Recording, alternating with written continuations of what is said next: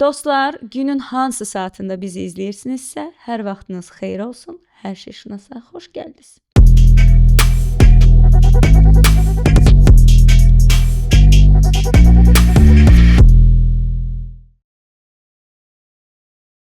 Hazırsınız? Çünki növbəti addım həyatınızı dəyişə bilər. Change the World Emion layihəsinin növbəti mərhələsi İtaliyada, Romada FAO'nun baş ofisində keçiriləcək. Siz dünyanın müxtəlif ölkəsindən gəlmiş gənclərlə birlikdə debat yarışında yarışacaqsınız və eyni zamanda beynəlxalq diplomatiya atmanın ilk addımı burada öyrənəcəksiniz. Və əlbəttə ki, bu sizin övladınıza beynəlxalq təcrübə, beynəlxalq sertifikat və ən əsasda qlobal imkanlar açacaq. İtaliyanın sehrini Milan turu ilə yaşayacaqsınız. Moda, incəsənət və unudulmaz xatirələr. Bu səfəriniz sadəcə səyahət deyil, bu sizin övladınızın diplomatiya sahəsində atacağı ilk addımdır. Övladınızın dünya siyasətçiləri səviyyəsində yetişməsini istəyirsinizsə, o zaman bu sizin üçün ən gözəl fürsətdir. Bugün çox maraqlı bir mövzuya toxunmuşuq və mənə elə gəlir ki, bəli, maarifləndirmə işləri var, amma bu qədər duyğu aspektindən maariflənirikmi, empatiya aspektindən maariflənirikmi? Mənim üçün bu da hələ bir sualdır. Düşündüm ki, bu mövzunu kiminlə müzakirə edə bilərəm. Bu mövzunu həm bir mütəxəssis, həm də bir ana ilə müzakirə edə bilərik. Bugünkü qonağım çox dəyərli, Azərbaycanın xüsusi gəncləri üçün əlindən gələn hər şeyi etmiş, edən və edəcək olan Aytən xanım Eynalova qonağımızda. Aytən xanım, ətrafda alqışlar təsəvvür eləyin. Çünki sizin də enerjiniz gözəldir bugün. Mənim də enerjim gözəldir və ümid edirəm yaxşı müsahibə olacaq. Xoş gəlmisiniz, necəsiz? Çox sağ olun, yaxşıyam. Düşünürəm ki, mənim enerjim məsələ sizə bağlı olacaq şəkildə gözəldir. Çünki həqiqətən sizin çox mütəmadi izləyicinizəm və təqib edirəm hər bir xəbərinizi, paylaşdığınız statusları və s. Bu mənim üçün çox dəyərlidir. Var olun. Və verdiyiniz hər bir məlumat Azərbaycan cəmiyyətində bəlkə də eşidilməyən, ancaq çox faydalı ola biləcək məlumatlardır. Bunun üçün mən sizə təşəkkürümü bildirmək istəyirəm. Var olun. Çox sağ olun dəvətiniz üçün. Var olun Aytən xanım. Aytən xanım, mən çox düşündüm ki, bura bir mütəxəssis, psixoloq, həkim də dəvət eləmək olardı. Bəli, işin konspekt tərəfi var, amma yaşanılanlar məncə tamamilə başqa cürdür. Məsələn, biz mən düşünürəm ki, necə müraciət edeyim ki, valideynləri incitməyim, uşaqları incitməyim. Buna qədər empatiya qura bilirəm. Və bu uşaqların valideynləri var. Ümumiyyətlə, lap başa qayıtmaq istəyirəm. Bir mütəxəssisdən soruşurmuş kimi yox. Bax, valideyn olaraq sizin üçün ilk öyrəndiyiniz gündən etibarən autizm nədir sizin üçün? Valideyn kimi, Həmzənin anası kimi. Əslində, Həmzədə autizm sözünü bir mütəxəssis tərəfindən eşitmədən öncə bir ana kimi özüm normalda da çox həssas bir insanam və çox diqqətçil bir insanam və Həmzə dünyaya gəldiyi andan etibarən çox fərqli xəyallar qurmağa başlamışdım artıq ki, onunla haralarsa gedəcəm, onun təhsilində çox vacib rol alacağam və ya onu cəmiyyətə qazandırmaq üçün xeyirli bir övlad ola bilmək üçün əlimdən gələn hər bir şey edəcəm və həqiqətən başlamışdım artıq planlamalar etməyə və Həmzədə hər şey normal gedirdi və bu məni çox sevindirirdi. Ta ki, bəlli bir aydan sonra onun inkişaf mərhələlərində reqres başladı.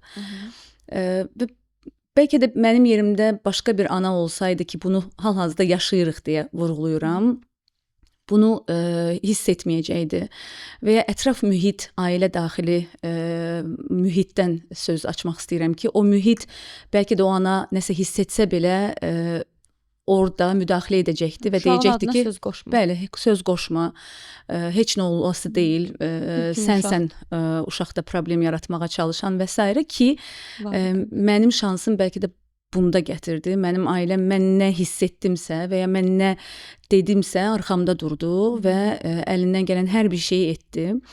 Və o reqres başladığı andan etibarən mən təşvişə düşməyə başladım, narahat olmağa başladım və araşdırmalar etdim. Bunlar nə idi ki, Aysən xanım? Hə- Ki məsələn bizi Mhm. izləyən analar da var, 6 aylıq, 7 Bəli, aylıq bəli. uşaqları var. Bu hansı aydan etibarən sizin gözünüzə batmağa başladı? Əslində var olan xüsusiyyətlər var imiş, amma mən bilmirdim. Misal üçün Həmzə anadan olandan heç yatmayan bir uşaq idi. Yəni çox açıq ifadə eləyim, 6 yaşına qədər gündəlik 40-50 dəqiqə yatan bir insan idi gecə boyunca. Və 6 yaşına qədər təbii ki, bu davam elədi, ancaq bu regress prosesi başladı hardasa 9-10-cu aydan etibarən. Bu yuxu prosesini kənara qoyacaq olsaq, bilirik ki, hamımız bir ana olaraq uşaqda yavaş-yavaş qığıldanmalar başlayır. Sonra hecalara keçir, sonra top, at, ver, ana kimi kəlmələr keçir və bunları Həmzə istifadə edirdi. Və mənə səslənirdi.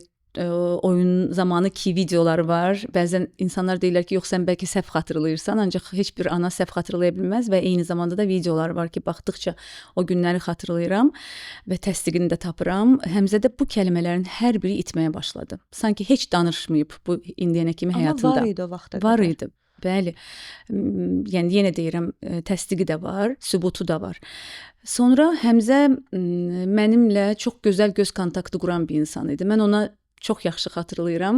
Hələ dünyaya gəlmədən belə gündəlik nağıllar oxuyan bir ana olmuşam. Dünyaya gəldikdən sonra hər gün o nağılları oxumağa davam edən bir insan olmuşam və anlatdığım, o oxuduğum nağılları dəqiqələrlə dinləyən uşaq olub Həmzə. Amma həmin aylardan etibarən Həmzə mənimlə göz kontaktını tamamilə itirdi və heç nə istəmirdi və diqqətini məndə cəlb etməməyə başlayırdı. Və yanaşı olaraq da ən önəmli xüsusiyyətlərdən biri də o idi ki, adına səslənirdim, halbuki məni sanki ətrafında görmürmüş kimi davranırdı. Həmzə deyirdim saniyələrlə, bəzən dəqiqələrlə gözümün içinə baxmadan sadəcə ətrafa bu şəkildə baxırdı və bu məni get-gedə daha çox narahat edirdi. Çünki mənimlə ünsiyyəti, mənimlə o bağlantısı çox qüvvətli olan bir uşaq idi. Və bunların hər biri, burada çox önəmli bir nüansa diqqət yetirmək istəyirəm ki, yanlış maarifləndirmə də olmasın. Bəzən ailələr bizə müraciət edəndə deyirlər ki, danışmır, autizmlidir. Bəzən müraciət edəndə deyirlər ki, misal üçün işarət barmağını göstərmir, autizmlidir. Tək bir xüsusiyyətə görə autizmli olub-olmadığını müəyyənləşdirmək mümkün deyil və doğru da deyil. Ən az 3-4 sadaladığım biraz öncəki o 3-4 xüsusiyyətlər bir arada varsa, artıq təşvişə düşməliyik ki, mən də elə etdim. Təşvişə düşməyə başladım, çünki regressin fərqində idim və mən bəlkə də yanaşı olaraq bir təhsil işçisi idim və artıq bilirdim ki, uşaq inkişafında nələr var, nələr olmalıdır və nələr davam etməlidir. Və araşdırmalarıma başladım. O zaman ədəbiyyatda autizm çox ağır forması ilə yazılırdı. Təqribən neçə il əvvəl? 21 il əvvəl. 21 il əvvəl. Bəli, 21 il əvvəl vuran, qıran, sökən, zərər verən və s.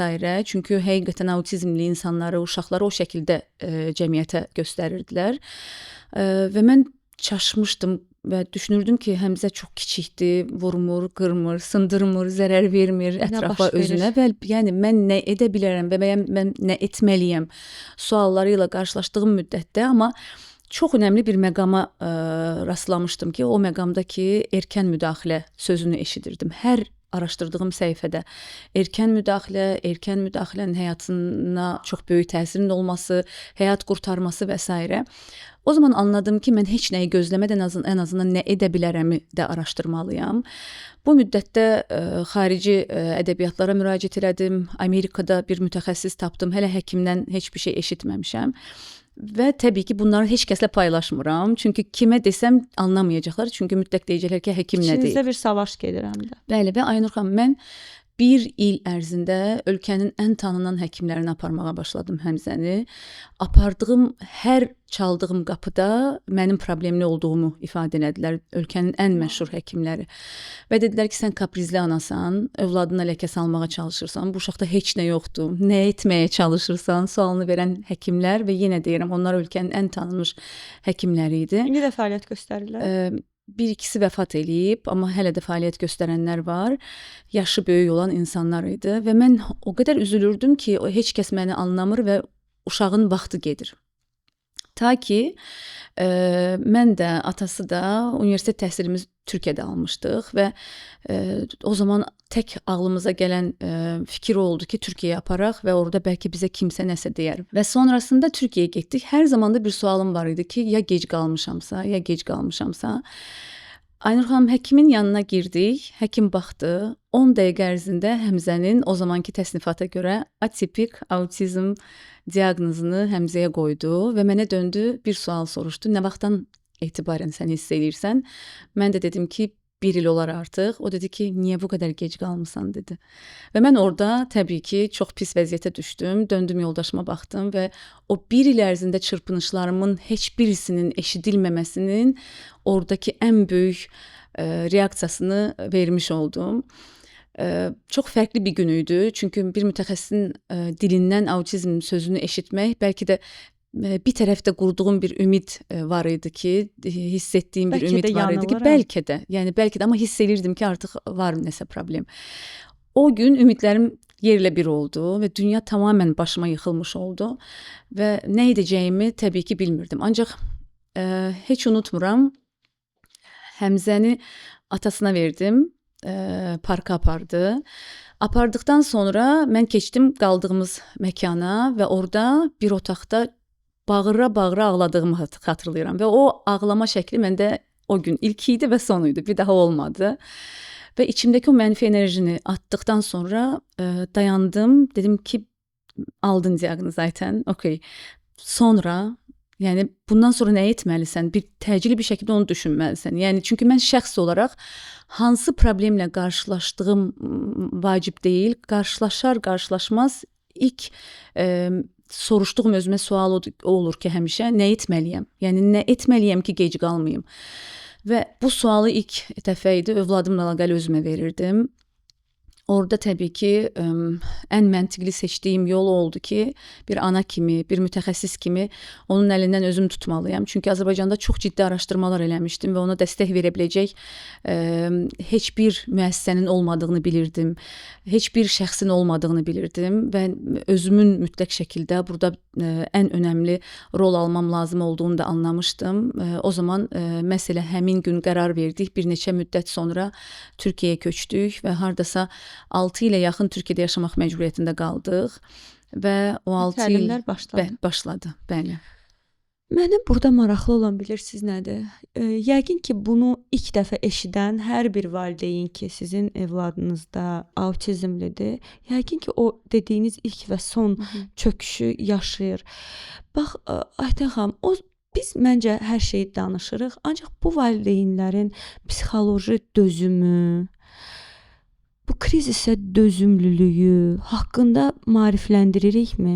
Bu valideynlər nə yaşayır? Çünki istər-istəməz bunu mən nə vaxtdan düşünməyə başlamışam, sizə deyim. Mənim evladlarımın birinin sinifində bir uşaq var idi, indi orada gələcəm. O uşaq biraz xüsusi uşaq idi, amma valideyn özəl məktəbə qoymaq istəyib, özəl məktəbdə uşağı götürüb və uşaq istər-istəməz digər uşaqlarla kobud davranıb. Əslində kobud davranmır. Digəri də uşaqdır, o da uşaqdır. Necəsə bir anlaşılmazlıq yaranıb və valideyn qrupunda belə bir səs eşidəndə mənə bütün sual bürüdü ki, niyə axı, niyə? Və valideynin biri belə səs atmışdı ki, xüsusi uşaqda onlar üçün məktəb var da, aparsınlar, qoysunlar ora. Biz nə edə bilərik ki? Belə deyəndə mən o qədər özümü o valideynin yerinə qoyub o qədər əzab çəkdim ki, axı o valideyn də istəmir uşağı seçilsin. Biz valideynləri maarifləndirmək üçün, empatiya qurmaq üçün nə edirik? Ümumiyyətlə qura bilirik empatiya o valideynlərlə. Əslində burada çox fərqli aspektlərdən baxmaq lazımdır Aynur xanım məsələyə. Mən hər zaman bunu ifadə edirəm ki, xüsusi övlada sahib valideyn sadəcə öz övladını düşünə bilməz. O digər tipik inkişaflı uşağı və onun ailəsini də düşünmək məcburiyyətindədir. Burada təbii ki, biraz cəmiyyətin fundamental olaraq hazır olmama məsələsi də çox önəmli rol alır və dövlətin də təbii ki, verdiyi dəstəyin hal-hazırda yetərsiz olduğu və yanaşı olaraq çox böyük irəliləyişlər var və s. illər ərzində, ancaq hələ də yetərsiz olduğu da çox böyük rol oynayır. Ancaq bir neçə mövzuya değinəcək olsaq, xüsusi övlada sahib bir valideyn övladının hazır olmadan məktəbə getməsini istəməməlidir. Halbuki biz bunu yəni görürük, valideyn düşünür ki, mənim uşağım hər kəs kimi məktəbə getməlidir. Axı məktəb buna hazır deyil. Təhsil sistemi buna hazır deyil. Xüsusi uşaq buna hazır deyil. Göndərəcəyiniz məktəb və ya sinif, oradakı uşaqlar, oradakı valideynlər buna hazır deyil. Oradakı sinifin bu uşaq reaksiyasına da hazır Bəli, deyil. heç bir şeyə hazır deyil. Onun üçün öncəsində hazırlıq prosesini həyata keçirmək lazımdır. Mən həyatımdan qısa bir şey anlatmaq istəyirəm. Mənim ən çətinlik çəkdiyim məqam məsələ Həmzənin təhsilə yetərincə və istədiyim şəkildə cəlb oluna bilməməsi yönündə olubdu. Həmzə 7-ci sinifə qədər mən onu apara bildim və sonrasında gördüm ki, artıq cəmiyyət onu 7-ci sinifdən sonra qəbul eləmir. Aldım evdə və normal xüsusi təhsilə cəlb elədim. Ancaq mən 1-ci sinifdən etibarən Həmzə 1-ci sinifə getdiyi zaman Türkiyədə yaşayırdıq və Türkiyədəki məktəbdəki hər gün sinifinə gedirdim dərs bitimində. Və Həmzənin mənim təyin elədiyim köməkçi müəlliməsi ilə arxada oturduğunu görürdüm. Müəllim də sinifə nələrsə anlatıb bitirib və sağollaşmaq üzrə bir şeylər söyləməyə çalışırdı. Hər gün müəllimə yaxınlaşırdım, deyirdim ki, Həmzə bugün necə idi? Mənə qısaca məlumat verə bilərsinizmi? Çünki mən Həmzə ilə birlikdə autizmi öyrənmişəm və Həmzənin hər addımını öyrənib, gəlib evdə tətbiq eləyib, ona müəllimlik eləməyə çalışan bir ana olmuşam. Və hər dəfəsində Həmzə olduğu halda müəllimi mənə hər gün fərqli adlar söyləyərək Məhəmməd bugün, Məhəmmədmi? Bugün yaxşı idi. Əhmədmi? Bugün yaxşı idi. Və mənim bütün get-gedə ümidlərim hər gün, hər keçən gün başqa uşaqla səhv salırdı, yoxsa adını səhv salırdı. Yəni o qədər tanımırdı Həmzəni. O qədər Həmzə haqqında məlumatsız idi və bu onu göstərirdi ki, inkişafından da bəlli idi zaten. Həmzə ilə heç bir əlaqəsi olmayan bir müəllim idi. Halbuki burada müəllimin rolu çox-çox böyükdür. Və mən həmin il ölkəyə daha doğrusu qayıtmağa qərar verdim. Sırf onun təhsilində Türkiyədə heç bir şey edə bilmədiyim üçün. Qayıtdım, Azərbaycana gəldim və özəl bir məktəbə, hansında ki, Həmzənin diaqnozundan öncəsi mən özüm işləmişdim o məktəbdə müəllim olaraq və Həmzəni o məktəbə göndərməyə qərar verdim. Ancaq bilirdim ki, çətinliklər olacaq və öncəsində Həmzə 15 sentyabrda dərs başladı. Mən çox yaxşı xatırlayıram. Amma Həmzəni 2 həftə gecikərək məktəbə göndərməyə qərar verdim. O 2 həftə ərzində də Həmzədən hər gün Həmzə adından məktəbə sinifdəki sinif yoldaşlarına kiçik-kiçik hədiyyələr göndərməyə başladım.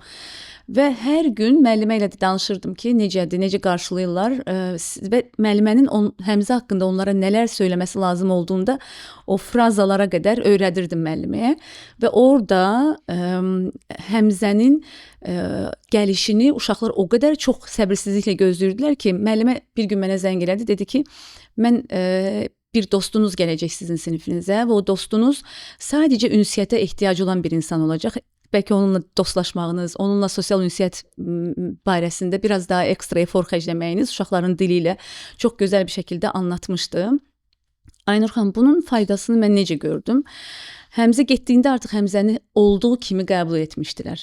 Heç bir fərqli yönünü Həmzədə görmürdülər ki, çünki Həmzədə hətta o dönəmdə çox ciddi davranış problemləri var idi. Qələmləri atırdı yerə, fərqli xoşa gəlməz davranışlar edirdi, cəmiyyət tərəfindən qəbul edilməyən və s. Mən hər zaman mütəmadi iclaslara gedirdim və iclasların birində məni artıq bir sosial insan olaraq yavaş-yavaş tanıyan insanlar çıxmışdı və o iclasda məni tanıyan bir ana dedi ki, Həmzənin vəziyyəti necədir? İndi irəliləyiş varmı və s. soruşanda digər valideynlər döndülər mənə baxdılar ki, Həmzəyə nə olub ki? Mən dedim ki, Həmzə autizmlidir və xüsusi bir uşaqdır. Və orada gözləri dolub ağlayan analar çıxdı. Səbəbi də nə idi bilirsinizmi? Onlar dedilər ki, bizim övladlarımız bu müddət, çox uzun bir müddət keçmişdi, xatırlayıram. Bu müddət ərzində bir dəfə olsun gəlib deməyiblər ki, Həmzə fərqlidir və Həmzə bu davranışları edir. O gün mənim də gözlərim dolmuşdu və anlamışdım ki, doğru strategiya ilə, doğru planlama ilə və doğru mütəxəssislə yola çıxdığınızda, o strategiyanı doğru qurduğunuzda əldə etməyəcəyiniz heç bir şey yoxdur həyatda. Yetər ki, inanın və yetər ki, həqiqətən övladınızın inkişafında ən doğru zamanda doğru rolu almış olun. Bəs bu valideynlər, məsələn, siz özünüzdə güc tapmısınız, özünüzü toparlanmısınız və anlamısınız ki, yola davam etmək lazımdır. Bəs bizi izləyən, bu xəbəri yeni alan valideynlərə necə məsləhət görə bilərsiniz ki, ana olaraq, ata olaraq evladını nə qədər olmasa Aytan xanım, insan evladını müqayisə edir. Nə qədər də bu müqayisə istəməsək də olur içimizdə. İstər-istəməz dost olur, tanış olur, onun oğlu belədir, mənim oğlum. Bu müqayisə bütün valideynlərin içində gedir. Biz onlara, bizi izləyən valideynlərə, bu xəbəri yeni alan valideynlərə nə kimi məsləhətlər görə bilərik ki, onlar motivasiya əldə eləsinlər? Yəni dayanıqlı olsunlar, müqayisəyə uduzmasınlar. Onlara necə səbəblər verə bilərik? Sizcə valideyn kimi, məsələn, siz dayanıqlı olmusunuz. Düşünmüsünüz ki, 2 həftə əvvəl məktub göndərəsiniz uşaqlara və şansınıza çox yaxşı mütəxəssis qarşınıza çıxıb. Çünki burada müəllimin də rolu böyükdür. Ən böyük roldur. Siz valideynlərə necə bir məsləhət görərsiniz ki, psixologiyaları dayanıqlı olsun? Biz Azərbaycanda cəmiyyət olaraq çox fərqli növ valideynlərlə qarşılaşırıq hal-hazırda da. Ancaq bunu ifadə edə bilərəm ki, tövsiyə vermədən öncə çox dəqiq 2 nümunə verəcəm. Hansı valideyn ki, uşaqdakı problemi qəbul edir, onun üçün əlindən gələni edir və çalışır, vuruşur, hər bir şey etməyə çalışır, nəticəsini çox yaxşı bir şəkildə görür. Bu çox dəqiqdir. Diaqnozun hansı yəni səviyyəsinə bağlı olmadan, yəni ağır səviyyəli uşaqda da, orta səviyyəli, yüngül səviyyəli uşaqda da bunun nəticəsini biz görə bilirik. Ancaq hansı valideyn ki, rədd edir, qəbul etmir, əsla mənim uşağımda heç nə yoxdur deyir, amma bilir ki, var, sadəcə onu dilə gətirmir və bunu dilə gətirmədiyi üçün də əsla heç bir şəkildə rol almağı da qəbul eləmir. O uşaqda biz nəticə əldə edə bilmirik və ya çox cüzi nəticələr əldə edirik. Bunu nəyə görə söylədim? Çünki valideynlərə verəcəyim tövsiyə əslində bir riyaziyyatda necə qanunlar var və ya ən bəsitini deyim, 2 + 2 = 4. Bunu hamımız bilirik. Burada da söyləyəcəyim tək bir şey var. Qəbul etmədikləri müddətcə inkişaf görməyəcəklər. Və burada ən önəmli məqamlardan biri də ailənin bir yerdə əl-ələ verməyi və o yolu birlikdə yeriməkləridir. Ən böyük çətinliyi hal-hazırda biz valideynlər olaraq onu yaşayırıq. Ya tərk edilirik analar olaraq. Yəni boşanmalar. Ciddisiz? Təbii ki, bizim ictimai birliyimizin nəzdindəki autizm mərkəzimizdə hal-hazırda 100-ə yaxın övladımız dəstək alır. Regional Gəncə mərkəzi xaric. Orada da 60-a yaxın övladımız dəstək alır. 30-35% atasız övladlardır. Və hər biri atıb gedib, boşanıb gedib, qaçıb gedib. Və bu qadınlar təkdir. Və tək qalıblar qadınlar. Və qadın bir insanın başına gələ biləcək ən böyük imtahandır, övlad imtahanı. Daha ötəsi yoxdur bunun. Çünki bunu yaşayan insan olaraq bilirəm. Bilirəm ki, nə ilə baş eləyə bilərəm, amma nə ilə baş eləyə bilmərəm. Və bilirəm ki, övladla əlaqəli yaşanan hər bir sıxıntıda daha zəif ola bilərəm, amma digər heç bir şeydə bu qədər zəif ola bilmərəm. Və nəticədə o qədər ağır hekayələrimiz var ki, və hər bir hekayənin ən zərər çəkəni qadındır, anadır, təəssüf ki. Biz nə qədər anlatsaq da cəmiyyətə, biz nə qədər ifadə etməyə çalışsaq da, ancaq təəssüf ki, yaşadığımız hadisələr var və burada mənim tövsiyəm odur ki, bəlkə də mənim güclü olmağımın tək səbəbi, ən böyük səbəbi biz ailə olaraq bir arada olduq. Mənim ata-anam, yoldaşımın atası, anası və s. hər kəs birləşdi və orada əl-ələ verərək övladımız üçün əlimizdən gələni etməyə çalışdıq və etməyə davam edirik. Bir də ki, düşünürəm ki, hər bir insan eşitdiyi an bir şeyi düşünməlidir. Mən onu düşünmüşdüm deyə ayaqda qalmışdım. Hansısa bir problemlə qarşılaşdığımda nə etməliyəm? Eyni şeyi övladım üçün də düşünməliyəm. Yəni, vah edib vaxt itirməkdənsə artıq bilməlidirlər ki, onun üçün vaxta ehtiyac yoxdur və vaxt da yoxdur zaten. Mən elə insan tanıyıram ki, qonşusuyla yaşadığı problem onun üçün dünyanın ən qlobal problemi olub. Elə insan tanıyıram ki, anasıyla yaşadığı problem və ya yoldaşı da yaşadı, amma onlar onun yanında çox cüzi qalır. Onun üçün eşitdiyimiz zaman ki, kiminsə övladına bu diaqnoz qoyulub və ya buna bənzər diaqnozlar qoyulub və xüsusi bir övladı var, cəmiyyət olaraq əl-ələ verməliyik, ətraf mühiti, yaxın ailəsi onun əlindən tutmalıyıq. Daha önəmli burada bir səbəb və ya daha önəmli bir dəstək yoxdur. Çox üzgünəm. Çox üzgünəm ki, qadınlarımız bu qədər təkdir və ataların fərqindəliyi xüsusi olmalıdır ki, ailə birliyi olsun. Çünki qadın nə ilə savaşsın, neçə yerə bölünsün? Ana olaraq eşitdiyinə mi reaksiya versin, tərk edildiyinə mi reaksiya versin? Çox çətindir. Bizim də çox yaxın ailə dostumuz var. Rəsul da xüsusi baladır. Mən onların da təcrübəsindən gördüyüm qədərilə bu yetəri qədər maddiyyat tələb edən bir təhsil növüdür, inkişaf yoludur. Bəs elə ailələr var ki, onların maddi cəhətdən imkanı çatmır və ya bölgələr reallığımız var. Bunun üçün nələrsə olunurmu ki, bölgələrdə də maarifləndirilmə aparsın və yaxud da o uşaqlar təlimə, təhsilə yönəldilsin? Nəsə edirikmi biz buna? Əslində bu sadəcə bizim ölkəmizdə deyil, dünyada ən bahalı təhsil müdaxilə sistemidir. Və təəssüf ki, çünki bir autizmli uşaqla bir individual şəkildə bir mütəxəssis işləyir və bir çox diaqnostikalar üçün bu keçərlidir.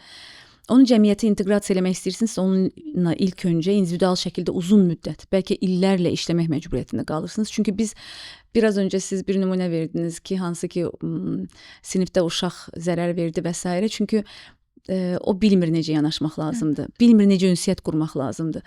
Və biz o nümunədən yola çıxaraq bunu söyləmək istəyirəm ki, biz hər bir övladımıza necə yerimək lazımdır, onu belə addım-addım bəlkə aylarla öyrədirik. Necə baxmaq lazımdır, necə yemək lazımdır, hər bir şey. Yəni o qədər çox incə bir işdir ki, siz bir mütəxəssisin sevgi ilə, o qayğı ilə və o elmi ilə yanaşmasını görsəniz, həqiqətən çox fərqli duyğular içərisində olarsınız. Və burada illər öncəsinə baxdığımızda çox böyük irəliləyiş var ölkəmizdə.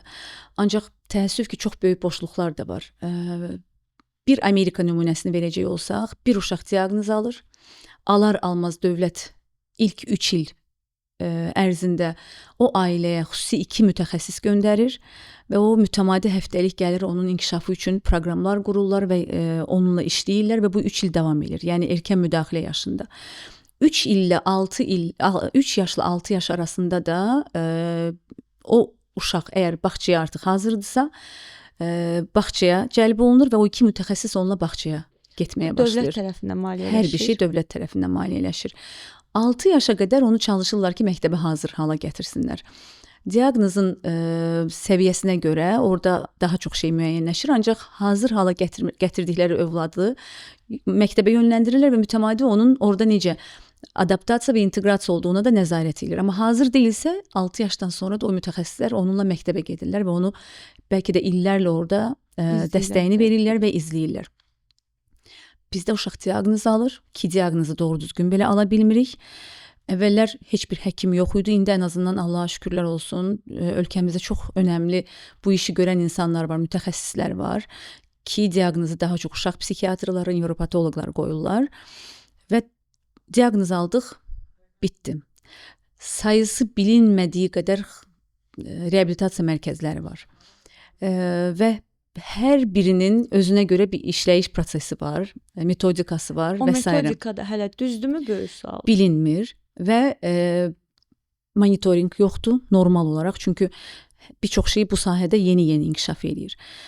Və nəticədə biz də ictimai birlik olaraq bu sahədə ciddi maarifləndirmə işləri aparan qurum olaraq illərdir artıq bunun üzərində işləyirik və son 3 il ərzində biz bir yol xəritəsi hazırladıq. Hansı ki, erkən müdaxilə yaşından əsgərlik yaşına qədər ki, orada da çox ciddi problemlər yaşayırıq. Övladlarımız 15 yaşa gəlib çatdıqlarında gəlirlər zorla aparmağa çalışırlar ki, əsgərliyə cəlb olunma. Bəli.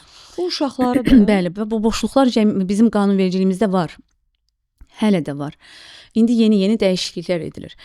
Və bu yol xəritəsini yazdıq. 3-4 ölkə araşdırmasını edərək və lazımi qurumlara artıq müraciətlərimizi etdik.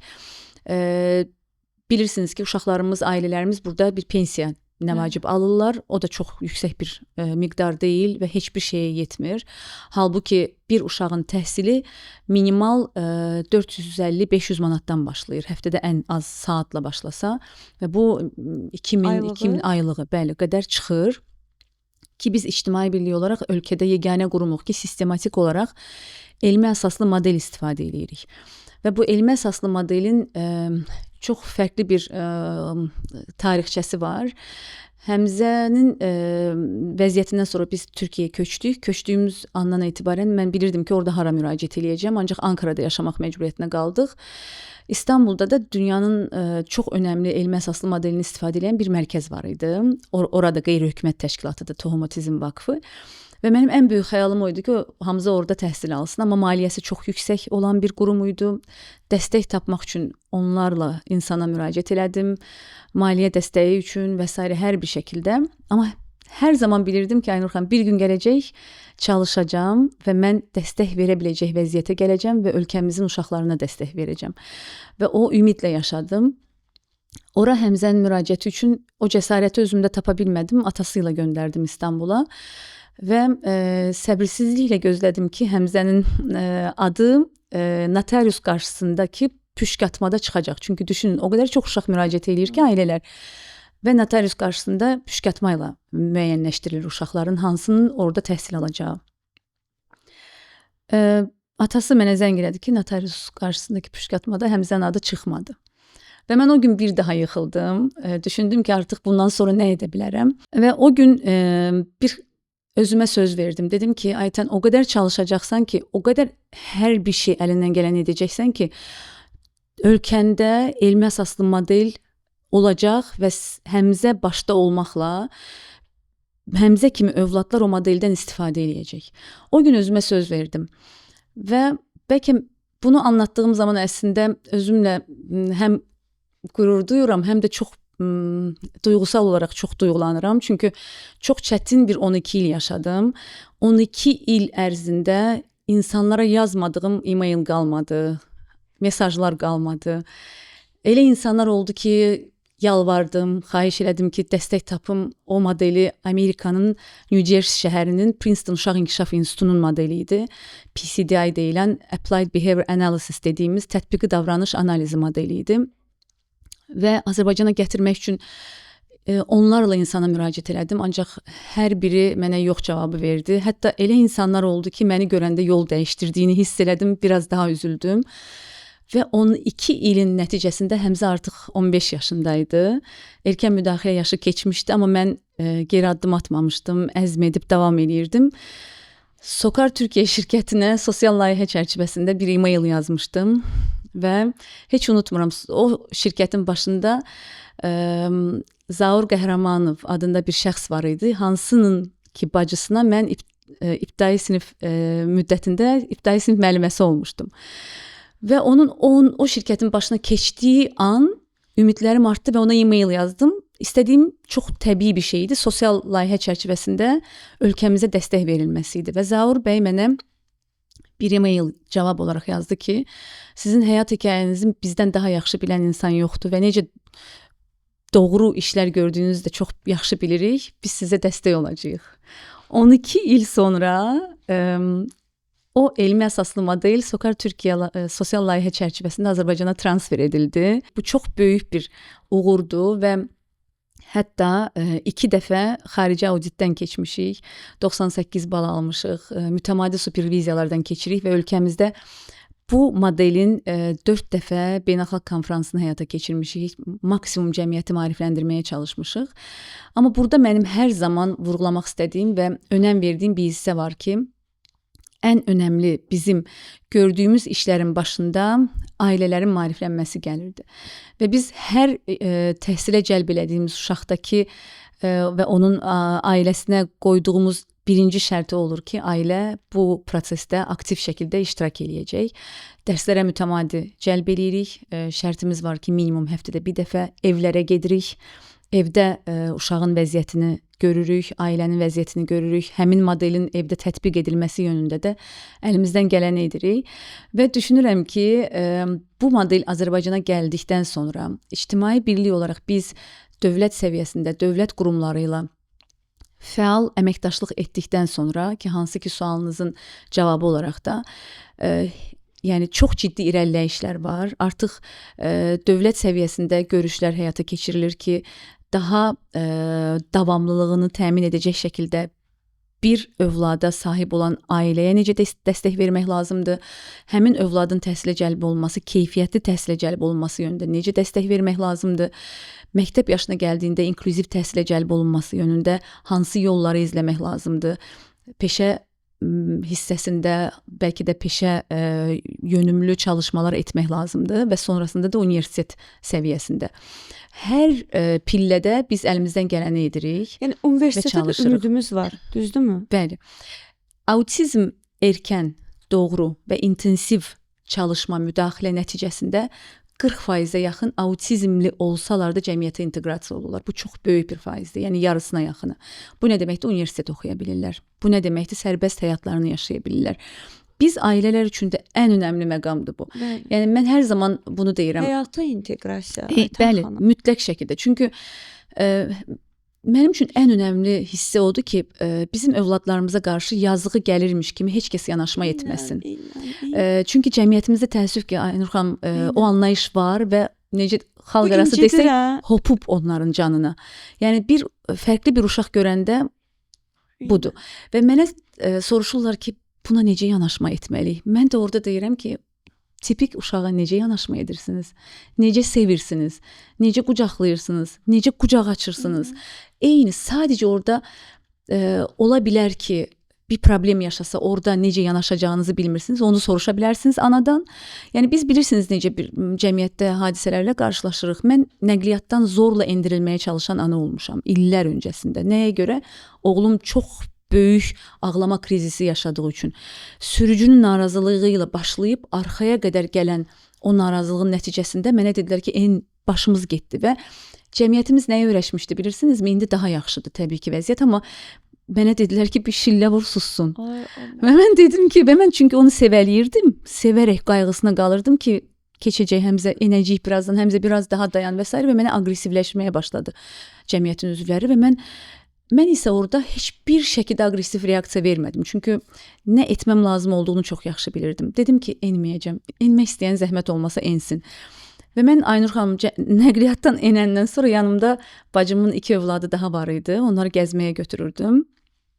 Endiyim zaman saçım başım o qədər çox pis vəziyyətdə idi ki, orada bir özüm ağlamağa başladım ki, ilk ağlıma sual o gəldi ki, heç mi bir insan dönüb bir anaya deməzmi ki, ay qızım, sənin nəyəsə ehtiyacın varmı?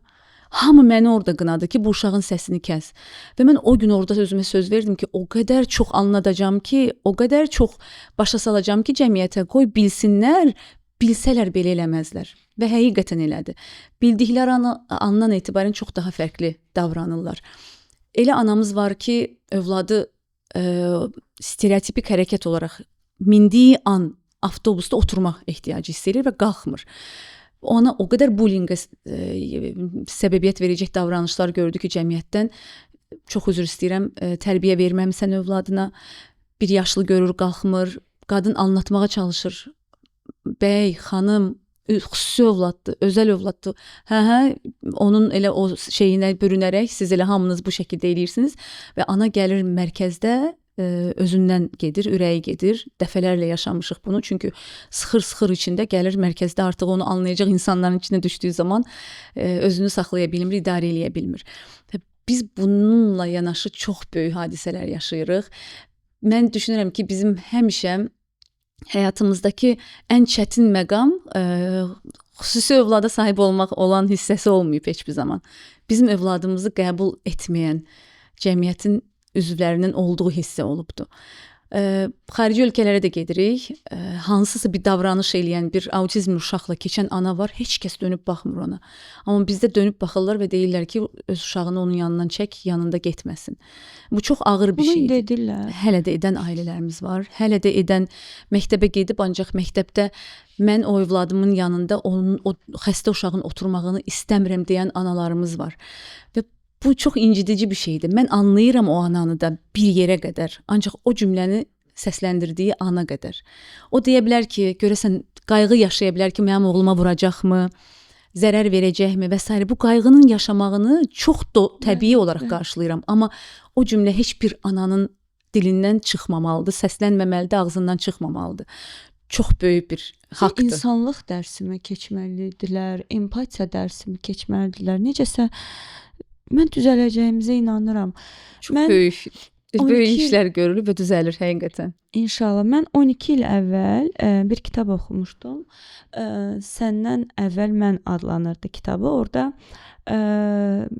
əngəlli, fiziki əngəlli bir oxumusunuz o kitabı bilmirəm. Fiziki əngəlli bir oğlan və baxıcısından söhbət gedirdi və oğlanın dilindən onun həyatından danışılırdı ki, fiziki əngəlli insanların cəmiyyətdə qarşılaşdıqları, həmin qarşılaşdıqları əngəllərdən biri də başqa insanların onlara diqqətlə baxmaları idi ki, bu onları yetəri qədər narahat edirdi.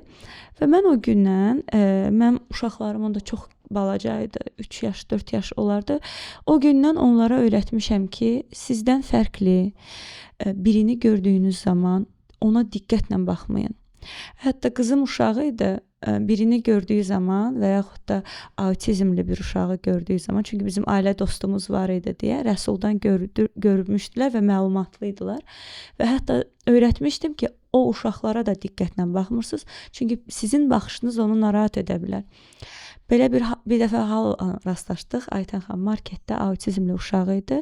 Anası, biz çay seçirdik, uşaq çayları dağıdırdı və mənim qızım həmin an vəziyyəti xatırladı və gözü mənə baxır, mən baxmıram, görürsən, mən baxmıram. Və orada başa düşdüm ki, amma ətrafda var idi o anaya diqqətlə baxan, ananı qınayan. Heç bir şəkildə baxmadıq. Biz alış-verişimizi etdik və keçdik. Biz nə etməliyik? Nə etməliyik ki, insanlara başa salaq ki, bax, uşağına öyrət, baxmasın, sən də diqqətlə baxma. Və yaxud da yazığı gəlir nüansı çox vacibdir, Aytən xanım, ki, bu qarşı tərəfdəki valideyni də çox incidən bir nüansdır, uşağı da incidən bir nüansdır. Və sizin qurum sırf cəmiyyət üçün, bax, yazığı gəlmək mövzusu və bu mövzularda maarifləndirmə aparırmı? Bəli. Bizim ən böyük hədəflərimizdən biri cəmiyyətin maariflənməsi üçün aparılan işlərdir.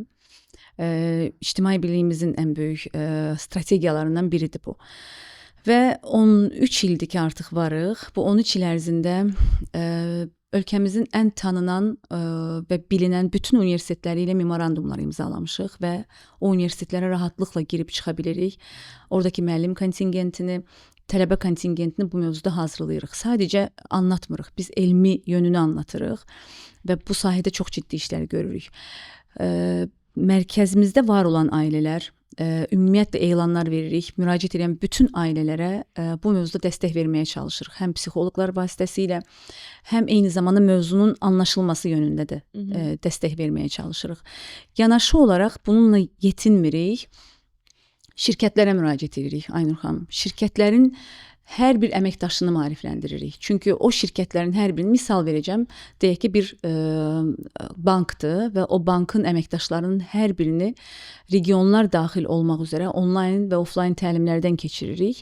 Çünki bankda bir gün fərqliliyi olan bir övladla bir ana getdiyi zaman ona necə dəstək verəcəklərini və necə onun o işini, problemini həll edə biləcəklərinin yolunu Bəs bu göstəririk. təlimləri bank öz komandasına, öz işçilərinə zərurət kimi aşılayırmı ki, hər kəs keçməlidir və salam. Bəli, çünki iş saatları çərçivəsində etməyə çalışırıq və Bəli. bu mövzuda artıq bank onlara deyir ki, sənin iş saatında mən sənə töhfə təlimi vermək üçün və sənə dəstək vermək üçün sənin daha da çox maarifləndirməni istəyirəm və sən bu təlimlərdə iştirak etməlisən. Dediyiniz məqam təbii ki, iş saatından sonra daha da çətinləşir. Ona görə iş saatı çərçivəsində edirlər. Və sadəcə bank deyil, bütün şirkətlər hara ki bizim övladlarımız girməlidir. Bizim analarımız buraxa bilmir övladını, özü ilə aparmalıdır. Orada hər hansı bir problem davranış nümayiş etdirsə, o insanlara biz onunla necə başa çıxacağını öyrədirik. Burada iki yol var. Ya ah-vah edəcək həmin şəxs, onu görən insan, ya da ki doğru olan odur ki, sual verəcək. Sənin nəyəsə ehtiyacın varmı? Anaya bu sualı verməlidir mütləq. Çünki ən doğru ana bilər ona necə dəstək verəcəyini. Yəni ay xanım, vay yazıq uşaq sizi belə bezdirib və s. deyil ki, bununla qarşılaşırıq. Orada soruşmalıdır, xanım, mənim edə biləcəyim bir şey varmı? Və ya hər hansı bir dəstəyə ehtiyacınız varmı? Orada ana o saat deyəcək, olarmı uşağı tutasınız və ya mənim çantamı tutasınız, mən onu biraz daha güclü tutum ki, özünə zərər verməsin və s. Əgər bu hansısa bir krizis anındadırsa. Və bunların hər birini biz elmi əsaslı modellə əsaslanaraq texnik səviyyəli bir hissəsi var o modelin, hansı ki RBT dediyimiz texnik səviyyəli hissəsidir. Hansı səviyyə ki, ümumi autizm və spektrın içinə daxil olan digər diaqnostikalar nələrdir, onu anlatır. Problem davranış nədir, onu anlatır. Onunla necə müdaxilə etmək lazımdır, onu anlatır. Motivasiyanı necə etmək lazımdır autizmli uşağı. Çünki autizmli heç bir uşağın daxili motivasiyası olmur. Və ya çox cüzi olur. Siz ona kənardan motivasiya verirsiniz. Və səhv verdiyiniz zaman, o zaman çox böyük mənfi yöndə nəticələrlə qarşılaşırsınız. Misal verəcəm sadəcə. Bir uşaq, bu tipik uşağa sahib olan ailələr də çox etdikləri böyük səhvlərdir. Misal, bir uşaq dırnağını yeyir və biz cəmiyyətimizdə buna necə qarşılıq veririk? Yemə, olmaz, zərərlidir, qurtlar çıxacaq, saçın töküləcək, gözün belə olacaq və uşağı daha da qorxudaraq travma yaşadırıq, uşağın daha çox dırnaq yeməyinə səbəbiyyət veririk. Halbuki bizim istifadə etdiyimiz modeldə autizmli uşaqlara yanaşma budur. Dırnaq yeyirsə uşaq və ya əlini dişləyirsə və ya hər hansı bir zərər verirsə, o vermədiyi an deyirik ki, bravo, sən dırnaq yemədin, möhtəşəmsən. O uşaq əlini ağzına aparmaq istədiyi zaman dırnaq yemədiyi müddətdəki aldığı reaksiyanı fərqinə varır. Autizmli belə olsa ki, bunu bir çox insan nəyə görə vurğulayam? Deyir ki, o autizmli necə anlayacaq? Hər şeyi anlayırlar. Sadəcə doğru yolunu göstərmək lazımdır. Və dırnağı yemədən əlini indirir və motivasiyasını alır. Və biz bununla öyrədirik ki, sən özünə zərər verəcək heç bir şeyi etmədiyin müddətcə qazanclısan bu dünyada, bu həyatda. Və sonra onun özünü kontrol etdiyini öyrətmiş oluruq. Yəni siz bir autizmli uşaqda bir zərər verməmə hadisəsini ona etmə deyərək öyrədə bilmirsiniz. Etmədiyinin nəticəsinin necə gözəl olduğunu ona anladaraq və göstərərək öyrətmiş olursunuz və bu daha qalıcı olur. Çünki mənfi bir davranışı müsbət davranışa çevirmiş olursunuz. Və bu çox vacib. Normal inkişaf eləyən dedikləri xalq arasında tipik inkişaflı uşaqda da ən təsir edici məqamlardan biri də məsələ budur. Aldığınız elmi əsaslı model ancaq sizin quruma aiddir, yoxsa digər, məsələn, deyək ki, mən də bir mərkəz açıram, gəlib sizdən onu ala bilirəmmi? Bəli. Bu normalda PCDI-ın da, yəni Princeton Uşaq İnkişaf İnstitutunun da etdiyi bir şey idi. Biz də onlardan onu dediyim şirkət vasitəsilə satın aldıq, Azərbaycana uyğunlaşdırdıq, adaptasiya etdik və istifadə etdik. Bunu da biz edə bilirik. Yəni digər mərkəzlərə və sonra onların monitorinqini edirik və bu nümunələri var. Hal-hazırda məsələn bizdə Azərbaycanda bir neçə mərkəz müraciət etdi. Biz onlara getdik, o modeli ən tez bir şəkildə istifadə edə biləcəkləri formatda onlara təlimlər verdik. Təlimlərin nəticəsində oranın mütəxəssislərini bizim mərkəzdəki o mətbəxdə praktikalarını təmin elədik. Nəticədə onların superviziyalarını həyata keçirdik. Sonra da işbaşı o superviziyaları bir müddət davam elətdirdik və baxdıq ki, artıq sistem oturub. Çünki bizdə də eyni şey olmuşdu. Sadəcə onların bundan sonra edəcəkləri şey ya bizə, ya bu sistemi istifadə edən xaricdəki hansısa bir quruma müraciət edərək illik mütəmadi superviziyaları almaq yönündə. Çünki elm elə bir şeydir ki, mütəmadi inkişaf eləyir və o inkişafa siz ayaq uydurmaq məcburiyyətindəsiniz. Biz bunu həyata keçiririk. Və yanaşı olaraq da bizim Heydər Əliyev Fondunun təşəbbüsü ilə və bizim dəstəyimizlə, Azərgold şirkətinin də maliyyə dəstəyi ilə hansı ki sosial bir layihə çərçivəsində biz Gəncədə regional autizm mərkəzi açdıq və övladlarımıza 3 ildir ki artıq orada tamamilə ödənişsiz əsaslarla dəstək veririk. Və elmi əsaslı modeli düşünün, Gəncə kimi yəni ölkənin 2-ci şəhəridir, amma xüsusi təhsil sahəsində hər bir şey sıfırın altındadır. Dəstək ala bilmir övladlarımız və biz o regiona bir canlılıq qatdıq. Ailələrin verdikləri o reaksiyalar, bizə yazdıqları məktublar, övladlarının da gördükləri inkişafın nəticəsindəki o xoşbəxtlikləri, 8 ildir yanlış təlimlərin nəticəsində heç danışmayıb 8 il sonra bizə müraciət edən uşaqların ana, ata kəlmələrini ilk dəfə istifadə etmələri o qədər böyük bir qürur verici mənzərələrdir ki, bu nəyi göstərir bilirsiniz Aynur xanım? Doğru yol izlədiyinizdə nəticə var. Və o doğru yolun mütləq şəkildə elmlə əsaslanması lazımdır. Çünki bu boşuna olan bir proses deyil. Və biz Gəncədə bu modeli 5 şəhəri əhatə eləyəcək şəkildə qurduq. Tovuz, Daşkəsən və Samux, Gəncə və bunun yaxın Şəmkir şəhərlərini əhatə eləyirdi və oradan o qədər ağır hekayələr olan ailələr bizə müraciət edib ki, ana dünyaya gətirir övladını, 2 övladı ikiz, ikisi də autizmlə ana dünyaya gətirərkən vəfat eləyir. Bir müddət 1 il sonra ata vəfat eləyir. Bir övlad anasındadır, bir övlad ata-anasındadır, nənələrin öhdəliyinə qalıbdır və bunun kimi çox ağır hekayələr olan övladlarımız var, ailələrimiz var. Biz onlara dəstək verdiyimiz üçün onlar dünyanın ən xoşbəxt insanıdırlar və biz bu modelləri də şirkətlərin dəstəyi ilə regionlarda qurmağı planlayırıq və müraciətlər edirik.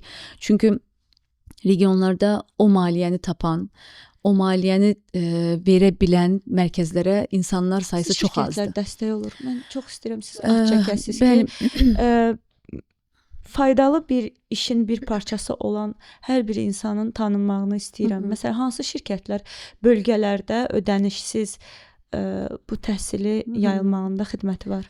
Burada bir məqam söyləyəcəm, ondan sonra keçid eləyəcəm. Mən hər zaman bir şey düşünürəm ki, ölkəmiz kiçik bir ölkədir və çox əski olan şeylər var. Bunu hamımız bilirik.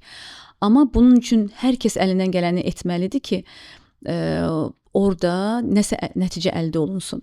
Və mən həmişə bu yolu seçmişəm. Mən çatışmayan xüsusiyyətlərin fərqinə varmışam. Doğru məqamlara bunu gedib doğru üslubla, doğru şəkildə çatdırmışam və nəticədə dəstək tapmışam. Yəni bunu şikayət etməmişəm, ölkəmi pisləməmişəm. Nəyə görə bu məqama vurğu etmək istəyirəm? Çünki bəzən insanların seçdikləri yol bu olur və ona görə dəstək tapa bilmirlər. Və bu da insanlarda məyusluğa səbəb olur, geri addım atmağa səbəb olur, tutduğu yolu davam etməməyinə səbəb olur. Yəni o enerjini boşuna xərcləməklərinə səbəb olur. Mən hər zaman bu yolu izlədiyim üçün mən gedirdim, dövlət qurumlarına müraciət edirdim, özəl şirkətlərə müraciət edirdim və deyirdim ki, bu sahədə bu əskikliklər var və mən könüllü olaraq bu işi görmək istəyən bir anayam və mütəxəssisəm və kömək etmək istəyirəm. Amma bu maliyyəsiz olmur Aynur xanım. Yəni əlbəttə. Çünki siz insanlara maaş ödəməlisiniz. Siz insanların əmək haqqının yanı sıra bir də hər hansı bir şəkildə avadanlıq alaraq onların işini davam elətdirməlisiniz və s. Və mənim ən önəmli dəstəkçilərimdən insan olaraq deməyəcəm, qurum olaraq ifadə edirəm. Birgə və Salam İctimai Birliyinin ilk dəfə müraciət etdiyim zaman ki bunu 2 dostum vasitəsilə olmuşdu. Biri Nərgiz Babayevadır, hansı ki bir çoxumuz tanıyırıq. Maydom restoranının qurucusu. Nərgiz xanım ilk dəfə dedi ki, gəl bərabər Heydər Əliyev Fonduna müraciət edək və yaxın dostum Nazilədir. Və biz üçümüz Heydər Əliyev Fonduna müraciət etdik və Heydər Əliyev Fondu təbii ki, mən heç unutmuram, Anar müəllimlə ilk görüşdüyüm zaman mən başladım özüm haqqında anlatmağa, danışmağa, Birgə və Salam İctimai Birliyi haqqında danışmağa. Anar müəllim dedi ki, Aytən xanım, buradasınızsa biz hər şeyi artıq bilirik. Yəni öncəsin olan hər bir şeydən məlumatlıyıq. Və mən orada ilk dəstəyi Heydər Əliyev Fondundan gördüm.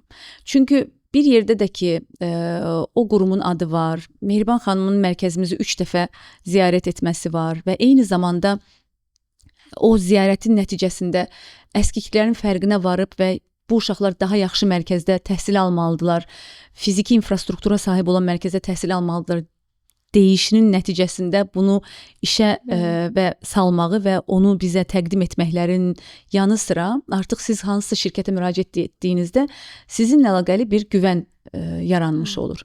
Və güvənin nəticəsində fondun bəli, burada dəstəyindən daha sonra daha çox və sizin təbii ki doğru işləməyiniz, doğru məqamlarda o işi görməyinizdir.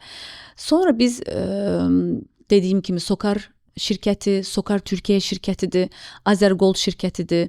Niksol şirkəti ilə 5 illik memorandum imzaladıq və bu memorandumun nəticəsində bizim çox böyük maarifləndirmə işlərimiz məhz elə Niksol vasitəsilə həyata keçdi, keçməyə davam edir. Artıq 2-ci ilimizə keçdik.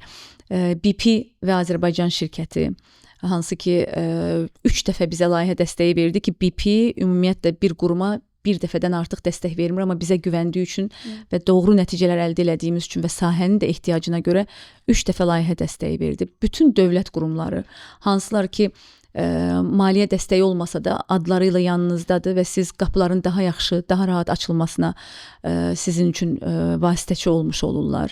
Və bu kimi bizim bilirsiniz ki 8 il öncə bir Kaşalata kafemizi açdıq və Kaşalata kafemizin yaranmasında da bir çox qurumlar yanımızda oldu ki, onlar haqqında da qısaca məlumat verib həqiqətən sizin vasitənizlə təşəkkür etmək istəyirəm ki, o qurumlara motivasiya olsun və o qurumlar nümunə olsun ölkəyə ki. Mən də vətəndaş olaraq təşəkkür edirəm hər birinə ki, çox sağ olun. Çox faydalı bir işin bir parçası olurlar, sağ olsunlar. Bu dəstəkçilər kimi bir çox bizim yanımızda olduğunu göstərən qurumlar, şirkətlər, istər dövlət qurumları olsun, istər özəl şirkətlər olsun, yer aldığı müddətcə siz güclənirsiniz və nəticədə həm o böyük işləri görməyə həm həvəs əldə eləmiş olursunuz, həm gücünüz çatmış olur, həm bunun davamlılığını təmin edirsiniz. Çünki bizim sahədəki ən önəmli problem davamlılığını təmin edə bilməməkdir.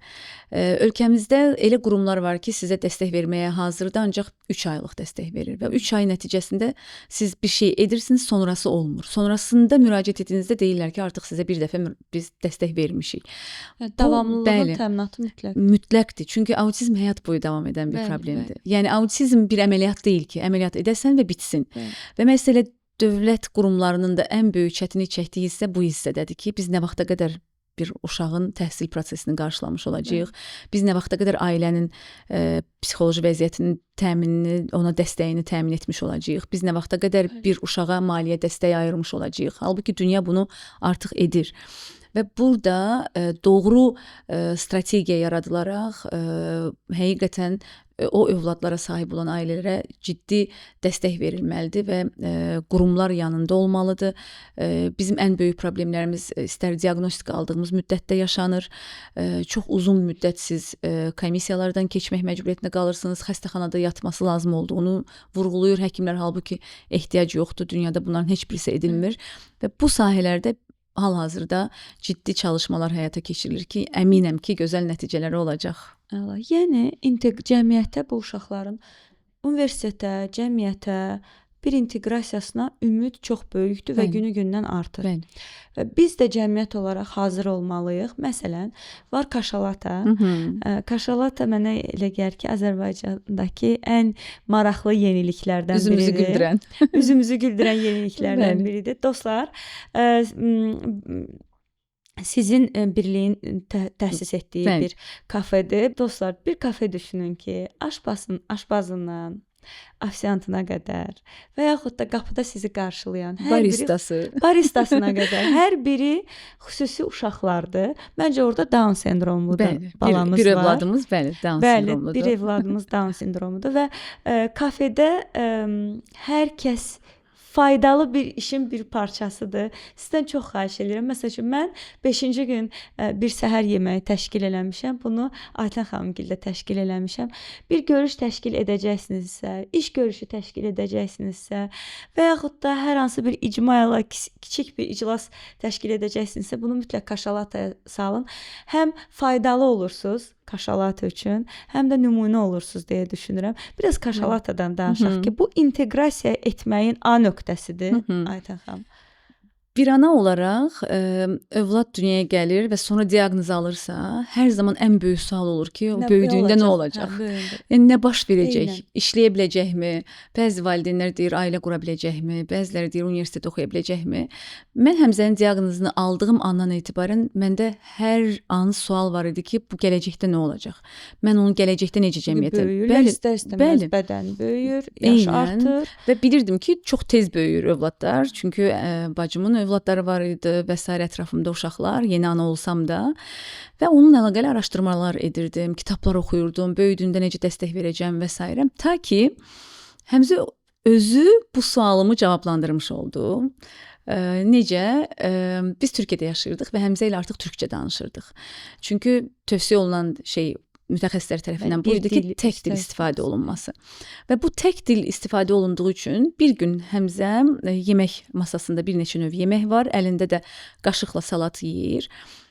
Bir anlıq döndü mənə baxdı, sonra qaşığa baxdı, dedi qaşıq, sonra salata baxdı, dedi salata, sonra yeməklərə baxdı və dedi ki, kaşalata və masanın üstündəki bir yemək növünü göstərərək dedi ki, anne, bana kaşalata verir misin dedi. Və mən nə verir misin deyə soruşdum bir daha. Dedi ki kaşalata verir misin? Orada gözlərim doldu və çox xoşbəxt oldum. Çünki Həmzə bir ideya verdi mənə və o gün, o an, o saniyə bir xəyal qurdum. Dedim ki bir gün gələcək Azərbaycanda bir kafe açacağıq. Adının kaşalata qoyacağıq və kaşalatanın əməkdaşları Həmzə kimi Uşaqlar olacaq. Dostlar olacaq, uşaqlar olacaq. 2017-ci ildə Kaşalata kafemizi Bilgə və Salam İctimai Birliyinin nəzdində qurduq. Yenə dəstəklərlə qurmuş olduq və nəticədə o Kaşalata kafemizə 3 dəfə ölkəmizin birinci vitse-prezidenti gəldi. Hansı ki övladlarımızla çox gözəl təamlar hazırladı Mehriban xanım Əliyeva. Və sonrasında da mənim də çox dəyər verdiyim bir insan var, Natəvan Məmmədova, hansı ki bizim valideyn şuramızın da sədri idi. Natəvan xanımla düşündük və dedik ki, niyə də bu kafemizi şəhərin ən gözəl yerində açmayaq? Natəvan xanımla birlikdə tanıyırım. Səhv etmirəmsə onun da bacısının oğlu Hüseyn bizim övladımızdır. Kaşalata kafenin də ofisantıdır və eyni zamanda Sokar şirkətində işə cəlb etdiyimiz gəncimizdir. Bu haqda da məlumat verəcəm qısaca. Və Kaşalata kafe üçün Paşa Holdinqə müraciət etdik. Bizim üçün yer verdi. Hal-hazırda tamamilə təmənnasız Paşa Holdinq şəhərin Port Baku ərazisində biz çox gözəl bir məkanda fəaliyyət göstəririk. Azərbaycan dövlətinin Sosial Müdafiə, Əmək və Əhalinin Sosial Müdafiəsi Nazirliyi dəstəyi ilə avadanlıqları əldə etdik. Kobiya dəstəyi ilə mebel avadanlıqlarını əldə elədik. Trendyol şirkəti bizim övladlarımızın maaşlarını ödəyir. Eyni zamanda və bununla yanaşı biz yanımızda bir çox fərqli qurumların da dəstəyini aldıq. Hansı ki Azərsun şirkətidir, Sensum Bayamapola şirkətidir və bir çox qurumlar var ki, gəldiyinizdə inşallah onları görəcəksiniz. Hər biri bizim o açılış müddətində və hal-hazırdakı da davam edən prosesdə yanımızda oldular, yanımızda olmağa davam edirlər və bizim bir az da olsa həyat yükümüzü azaltmış oldu. Çünki buradakı verilən dəstəyin davamlılığı ailənin həyat yükünü, eyni zamanda dövlətin də sosial yükünü azaltmış olur. Yəni çünki cəmiyyətə fərqliliyi olan bir insanı inteqrasiya etmiş olursunuz, üstəlik bir işlə təmin eləmiş olursunuz. Kaşalatada hal-hazırda 10 əməkdaş, neyromüxtəlifliyi olan əməkdaş işləyir. Biri Down sindromludur, 9-u autizmlidir. Və hər biri özlüyündə çox istedadlı, fərqli olan, möhtəşəm aurası olan, gəldiyinizdə görəcəksiniz. Onlarla bir arada olmaq və onların hər gün biraz daha inkişafını görmək, düşünürəm ki, dünyanın ən gözəl duyğularından biridir. Bir sual vermək istəyirəm, araya girmək istəyirəm. Məsələn, deyək ki, Kaşalatadan əvvəl həmin gənc, autizmli gənc, Kaşalatada bir işin bir parçası olan, maaş alır, özünü cəmiyyətdən biri kimi hiss edir. Bu iki gənc arasında fərq nə oldu? İşə başladıqdan sonra inkişaf fərqini soruşuram.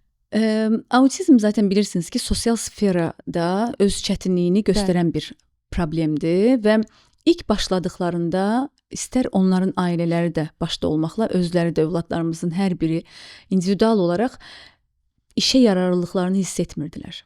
və düşünürdülər ki, heç bir şey bacara bilməzlər. Bunun fərqində olan övladlarımız var idi. Ki, daxili motivasiya da olmur. Yox idi. Və heç bir insanla ünsiyyət qurmayan övladlarımız indi hal-hazırda ünsiyyət qururlar. Kofe hazırlaya bilməyən çox gözəl kofelər hazırlayır. Bir qonaq qarşılamaq nədir onu bilməyən qonaq qarşılayır. Aldığı maaşla dünya turu planlayan övladlarımız var. Onları yığaraq anasına ilk maaşları ilə hər bir analarına çiçək aldı və bunları biz söyləmədik onlara. Onlar özləri ifadə elədilər ki, anamıza çiçək almaq istəyirik. Və Aynur xanım, Kaşalata modeli sadəcə kiçik bir məkan olaraq balaca bir yerdə olsa da o qədər böyük bir mesaj verdi ki cəmiyyətə və verməyə davam eləyir. Hansı mesajla ki biz çatdırırıq da ki, neyromüxtəlifliyi olan insanlara doğru dəstək verildiyində, yanında doğru insanlar olduğunda və onları inteqrasiya etdiyiniz müddətdə onları olduğu kimi qəbul edib, bizdən biri kimi qəbul etdiyinizdə onların bacarmayacağı heç nə yoxdur. Və bu mesajı verdikdən sonra biz 3 övladımızı Azal şirkətinə işə aldırdıq. Dəstəkli məşğulluq modeli adı altında bir model yaratdıq ki, dünyada var olan bir modeldə Azərbaycanda tətbiq etməyə başladıq. Dəstəkli məşğulluq modeli çərçivəsində 15 yaş üstü olan, neyromüxtəlifliyi olan övladlarımızı müəyyənləşdiririk, dəvət edirik. Ailələri və özlərinin vasitəsilə ən gözəl bacardığı iş nədirsə onu tapırıq ki, hər insan elə deyilmi? Məsələn, siz həyatda necə müvəffəqsiniz? Ən sevdiyiniz işi görərək. 20 iş görərək müvəffəq ola bilməzsiniz. Bu sizi böləcək. Və onun ən sevdiyi işi müəyyənləşdiririk, onunla onu həyata hazırlamağa başlayırıq. 3 övladımız Azala işə başladı və mən sizə əminliklə deyə bilərəm ki, Azaldan bir övladımızı işə aldırmışdıq. Mənə zəng gəldi və dedilər ki, Aytən xanım, aldığımız gəncimiz aylardır çatdırmadığımız işi 15 günə elədi. Və 15 günə elədiyi üçün xahiş edirəm bizə 2 övladınızı daha hazırlayın. Və mən Azala həyat boyu minnətdaram. Onlar o övladlarımızın fərqinə varıb, çox duyğulanıram. O qapıları açdıqları və bu fəaliyyəti davam etdirdikləri üçün. Sokar şirkətinə Hüseynimizi cəlb elədik. Hal-hazırda Sokar şirkətində yarım gün olaraq işləyir və kodlaşdırma prosesində qəbul etmə və onu bağlama hissəsini özü sərbəst bir şəkildə həyata keçirir. Eyni zamanda 2 daha İST adında və bir şirkət ki var ki, o şirkətlə birlikdə İST-in alt şirkətidir. Təlim mərkəzinə sertifikatların hazırlanması kompüterdə, onların çap edilməsi, laminasiya edilməsi, hər birini həyata keçirən 2 övladımızı işə cəlb elədik və hal-hazırda xalq arasında bir deyimlə deyəcəm, qapı-qapı dolaşırıq, qapıları çalırıq, övladlarımızın hər biri üçün iş axtarırıq. Çünki hər bir iş yerində onların görə biləcəyi iş var. Məsələn, Starex şirkəti bizə qapısını açıb hal-hazırda paketləmə prosesində övladımızı hazırlayırıq, onu ora işə cəlb eləyəcəyik. Yenə deyirəm, Azəlsun şirkəti ilə görüşlərimiz gedir, marketlərdə və digər marketlərdə də övladlarımızın hər birinin görə biləcəyi işləri müəyyənləşdiririk. Və bu model çərçivəsində biz övladımızın yanında bir iş koçu təyin edirik və bu iş koçu vasitəsilə minimum 6 ay, maksimum 1 il boyunca o övladımızın yanında o iş koçu onun doğru adaptasiyasını təmin edir, sonra da inteqrasiya etməyə çalışır. Hədəfimiz sonra geri çəkmək, o iş koçunu və o digər neyromüxtəlifliyi olan övladımızı o işdə sərbəst bir şəkildə davam etməsini təmin etməkdir. Mənim iş yerimdə elə bir şans varmı? Ola bilər. Biz mütəxəssislərimizlə görüş keçirə bilərik sizinlə birlikdə və ya sizin vasitənizlə bəlkə şirkətlərə müraciət eləyə bilərik. Burada müraciət edirik şirkətlərə. Çox istəyərəm. Mən könüllüyəm buna. Əgər bizim iş yerində belə bir gəncimiz çalışa bilərsə, mən çox sevə-sevə qəbul edərəm və buradan da şirkətlərə müraciət eləyirik. Əgər sizə müraciət edərək o gəncləri götürə bilərlər, düzdürmü? Bəli, bizim səhifələrimizdə. Mən o qədər sevindim buna. Bu çox böyük uğurdur və mən bu uğurun ölkədə çox bilinməsini istəyirəm və bu uğur vasitəsilə biz əslində müraciət edəsək dünyadakı var olan bir çox böyük qurumlar var ki, onların bilirsiniz ki, awardsları olur və s. Biz müraciət etsək çox ciddi şeylər də əldə edə bilərik. Amma mən istəyirəm ki, ölkəmizdə hal-hazırda tam bu sistem otursun və nəticədə daha çox neyromüxtəlifliyi olan insan işə cəlb olsun. Çünki Aynur xanım, bizdə əlillik deyəndə bir fiziki məhdudiyyəti və ya əngəl olan insanlar anlaşılır. Bəli, bəli. Ən azından anlaşılırdı indiyənə kimi, ya da ki eşitmə məhdudiyyəti Bəli. olan insanlar, görmə məhdudiyyəti olan insanlar. Amma bir autizm, bir spektrın içindəki geniş olan o diaqnostikaların heç birisi əlillik olaraq anlaşılmırdı və insanlar işə cəlb etmə mövzusunda sual onlarda yarandığında düşünürdülər ki, ancaq biraz öncə sadaladığım diaqnozlarda bu mümkündür. Bəli. Halbuki biz onları anlatmağa çalışırıq və Kaşalata o qədər çox böyük bir nümunədir ki, autizmli şəxsləri işə cəlb etmək bəlkə də asan bir məsələ deyil və onu təmin etmək də, Bəli, davamlılığını bəli, bəli. qorumaq da asan bir məsələ deyil. Amma biz buna könüllüyük. Biz burada varıq deyirik və biz həqiqətən bunun nümunəsini ölkəyə göstərmiş oluruq. Mən həmişə deyirəm, amma Kaşalata kafe mənim üzümü güldürən bir layihədir və həyatda məni çox böyük ümidlə həyata bağlayan və övladım belə orada aşpaz köməkçisidir. Mən övladımın bəlkə də heç bir iş bacarmayacağını bir müddət düşünən, amma hal-hazırda çox dadlı şirniyyatlar bişirən bir insan halına gətirilən və ona dəstək verən bir modeldir ki, Həmzə klassik bir autizmlidir və bizsiz həyatını davam etdirə bilməyən autizmlidir. Buna rağmen mən geri addım atmadım və düşündüm ki, onun da həyatda bacara biləcəkləri bir şeylər olacaq və mən burada sizin vasitənizlə Həmzə və onun kimi övladlara dəstək verən mütəxəssislərə sonsuz minnət borcumu bildirmək istəyirəm. Çünki asan bir iş deyil gördükləri bir iş və mən onlara nə qədər bir ana olaraq təşəkkür etsəm düşünürəm ki, azdır və yetməyəcək.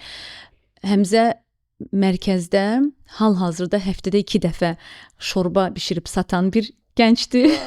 Bir gün dadına baxarsınız inşallah. 5-ci gün. Soba yeməyi bişirən bir gəncdir və yanaşı olaraq da öz yeməklərinin hardasa 3 dəfəsini həftəlik autizm mərkəzində özünə hazırlayan bir insandır. Halbuki Həmzə eyni zamanda klassik autizmlidir. Yəni biz onu 10 dəqiqə boş tək başına buraxa bilməyəcəyimiz bir insandır. Və buna rağmen ümidi itirməməyin nəticəsinin nə olduğunu görmüşəm. Mən elə ana olmuşam ki, bu qədər işlər görmüşəm, ancaq elə valideynin yanından keçmişəm ki, o valideyn digər valideynə məni göstərərək deyib ki, keçəlin öz dərmanı olsaydı öz başına çəkərdi və mən keçmişəm içəridə saatlarla ağlamışam ki, nəyə görə elə deyib, amma sonra təkrar özümə ələ almışam və demişəm ki, okey də bilmir və bu şəkildə ifadə edir, amma Həmzənin klassik autizmli olması mənim seçimim olmayıb heç bir zaman. Amma ən azından mənim seçimim nə olub və mən nəyə görə özümlə qürur duyuram? Mən keçmişə dönüb baxdığımda rahatlıqla deyə bilirəm ki, nə yaxşı ki mən dayanmamışam, nə yaxşı ki mən əzm eləmişəm, nə yaxşı ki mən əlimdən gələn hər bir şey öz övladım üçün və bütün övladların hal-hazırda gələcəyinin, rifahının yaxşı olması üçün əlimdən gələn hər bir şey eləmişəm ki, indi o övladlarımız ailələrinin yanında keyfiyyətli təhsilə cəlb olunublar, iş fəaliyyətinə cəlb olunublar, rahat ən azından ailələri ilə həyat keyfiyyətləri yaxşılaşıb və rahat bir həyat az da olsa yaşaya bilirlər. Aytən xanım, hal-hazırda o qədər emosionalam və o qədər sevinirəm ki, bu valideynlər üçün böyük ümiddir ki, bu uşaqlar cəmiyyətə inteqrasiya ola bilər və iş sahibi ola bilər, gələcəkdə özlərini idarə edə bilərlər, pul qazana bilərlər. Mən çox sevindim, çox sevindim. Bəs işin mənfi tərəfləri nədir? Hansı ki, biz nələri öyrənməliyik, necə maariflənməliyik ki, Kaşalataya bir də vətəndaş kimi dəstək olaq? Biz Kaşalata bilirsiniz ki, sosial biznes modelidir və sosial biznes modelinin davamlılığı üçün yeganə bir dəstək lazımdır, o da müştəri dəstəyidir. Yəni sosial biznes modelini biz qurduğumuz zaman ən böyük istəyimiz oydu ki, mütəmadi dəstək almayaq. Bir müddət sonra artıq öz ayaqlarımız üzərində duraq və özü öz yağında qovrula bilsin, özü maaş verə biləcək səviyyəyə gələ bilsin və eyni zamanda hətta daha çox neyromüxtəlifliyi olan insanlara iş imkanları təqdim etsin. Yəni filiallaşma kimi. Bəli, çünki ən böyük xəyallarımızdan birisi hal-hazırda Kaşalata pizzeriya açmaq, Kaşalata bakery bəlkə açmaq və ya onun fərqli hansı ki övladlarımızın da bacarıqlarına uyğun şəkildə və onları işə cəlb edəcəyimiz formatda onlara o imkanları yaratmaqdır. Amma var olan Kaşalatada hal-hazırda məni bəzən incidən, bəzən bəlkə də məqam olur ki, küsürəm öz içimdə ki, insanlar hansı insana deyirsənsə Kaşalatanı tanıyır. Yəni mən son bir ildə Kaşalatanı tanımayan insan nadir görmüşəm. Və cəmiyyətin ən sadə üzvündən ən tanınan insanına qədər belə qarşılaşmışam və tanınır. Və burada tanındığı halda isə qarşılaşdığım digər ikinci bir məqam olur ki, məsələn, yolun qarşı tərəfində başqa mağazalar, başqa kofe shoplar, restoranlar var və ora rahatlıqla gedir və dönüb ifadə elədiyində deyir ki, yolun qarşısına gəlməyə biraz ərinirəm, misal üçün. Və tədbirlərini keçirirlər başqa yerdə, ancaq zaman olub ki, bir dəfə belə bizim kafeyə müraciət eləməyiblər. Mən demirəm ki, kimsə məcburdur və s. deyil. Ancaq mən olmayım, başqa bir insan olsun mənim yerimdə, mütləq şəkildə bu vurğunu edər və etməlidir və mən ona görə özümü borclu bilirəm ki, cəmiyyətə səslənmək sizin vasitənizlə ki, bu modelin davamlılığı üçün, əsas övladlarımızın işinin davamlılığı üçün, daha fərqli yeni övladlarımıza o iş imkanlarının daha da geniş yaradılması üçün xahiş eləyirəm, kafeyə sadəcə gəlsinlər və bir kofe alaraq dəstək olsunlar. Bizim tək ehtiyacımız budur. Tək ehtiyacımız müştəridir Sadəcə, və davamiyyət. Davamiyyətdir, bəli. Elə insanlar var ki, bizim o olduğumuz yerdə elə insan var ki, onu özünə borc bilib və mütəmadi hər gün gəlir bir kofesini oradan alır və deyir ki, bu mənim borcumdur. Elə bir yaşlı bir xanım var ki, Aynur xanım, Həmzənin mafinlərini, Həmzə Paşa keykləri hər gün gəlir oradan satın alır. Deyir ki, aparıram insanlara paylayıram və sizə anlatıram ki, bu fərqli bir kafedir və sizin işinizin davamlılığı üçün bilirəm ki, buna ehtiyac var. Və misal verəcəm sadəcə, biz kofe dəstəyini Sensum Amapoladan alırıq. Çox dəyər verdiyim bir insandır Lalə xanım. Və o bizə dedi ki, mən ilk 6 ay sizə bu kofe dəstəyini verəcəm, sonrasında isə artıq ən minimal şeydən sizə satışını edəcəm. Biz də bunu çox normal qarşıladıq. Amma 6 ay bitmişdi və biz çox həyəcanlı, stresli vəziyyətdə Lalə xanımın yanına getdik və dedik ki, Lalə xanım hələ ki özünü doğrulda bilmir. Lalə xanım heç bizim cümləmizin ikinci hissəsinə keçmədən dedi ki, mən də iş sahibi bir insanam və sizə hal-hazırda bir cümlə söyləyəcəm. Mən sizə güvənirəm və inanıram ki də olacaq və sizə güvənərək də bu cümləni söyləyəcəm ki, nə vaxt ki qazanc əldə eləyəcəksiniz, o zaman yanıma gələcəksiniz ki, biz artıq kəsirik dəstək almağı. Və bu bizim üçün çox böyük bir cümlə idi. Sağ olsunlar. Hər bir dəstək olan insan sağ olsun, qurum sağ olsun. Bizim hal-hazırdakı ən böyük ehtiyacımız müştəridir və ən böyük istəyimiz də sərbəst, heç kəsin dəstəyini almadan fəaliyyətimizə davam etməyimizdir. Aytən xanım, bəs ailə qurmaq, bu gənclər ailə qura bilir və yaxud da bu sualım etikdir? Bəli, normaldır, verilir. Çünki incitmək istəmirəm. Yox. Əslində çox sıx soruşulan suallardandır, ancaq çox sıx rastlaşmayan məqamlardan biridir. Dünyada çox nadir nümunələri var. 2 autizmli gəncin ailə qurması və ya bir autizmli gəncin bir tipik inkişaflı insanla ailə qurması və hər birinin də nəticədə çox uzun ömürlü olmadığını görmüşük. Çünki autizmli bir şəxs duyğuların anlaması və onu tam mənasıyla qavraması və onu həyata keçirməsi yönündə bir müddət sonra sıxıntılar yaşaya bilər və məsələ o hissəyə qədər gedib ondan sonrasında problem yaşandığı üçün çox uzun müddətli olmayan bir ailə birlikdəlikləri var. Amma yenə dediyim kimi çox deyil. Azərbaycanda ümumiyyətlə mən ata-ananın özünün o addımı atmadığı müddətcə bir autizmli gəncin bunu etdiyini görməmişəm. Halbuki biz çox insanla qarşılaşırıq. Ancaq çox sevirəm deyən autizmli gəncləri var, eşitmişəm və bizim qarşılaşdığımız öz övladlarımız içərisində də olanlar var. Ancaq irəlilədə bilməyən məqamlar daha çox qarşımıza çıxır, nəinki uzun ömürlülük baxımından nümunə olsun. Təəssüf ki. Təəssüf. Aytən xanım, mən bugün çox sevindim. Mən bugün çox sevindim ki, biz bugün bəlkə də bizi izləyən, bunu qəbul etməyən, amma bəlkə də bizim dediklərimiz ümid olacaq valideynlərə. Çünki mən vətəndaş kimi içimdə çiçəklər açdı ki, bəli, autizmli gənc cəmiyyətə inteqrasiya edə bilir. iş sahibi ola bilir və öz maddi azadlığını özü təmin edə bilir. Bu çox sevindirici haldır. Buna görə sizə bir vətəndaş kimi təşəkkür edirəm. Bir ana kimi də təşəkkür edirəm. Bu gün çox emosional hallar yaşadım. Çox təşəkkür edirəm sizə. Yaxşı ki varsınız. Gənclərimizin yanında olun, yorulmayın. Mən də bir vətəndaş kimi nə edə bilərəmsə əlimdən gələni etməyə hazıram bu gənclərimiz üçün. Məsəl üçün mənim dostlar, Mədəniyyət TV-də bir layihə var idi. Orada aktiv gənclərlə bir səhər yeməyimiz, görüşümüz var idi. Mən bunu Kaşalata kafeyə salmışam. Çox sevərək həm o gənclərimizə də nümunə olsun ki, görüşlərini orada salsınlar. Mən də bundan sonra bütün iş görüşlərimi Kaşalata kafeyə salmağa cəhd edəcəm, söz verirəm.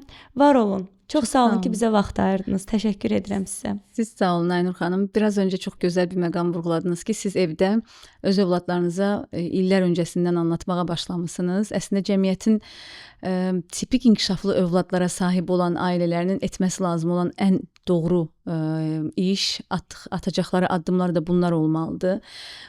Qorxmamalıdırlar.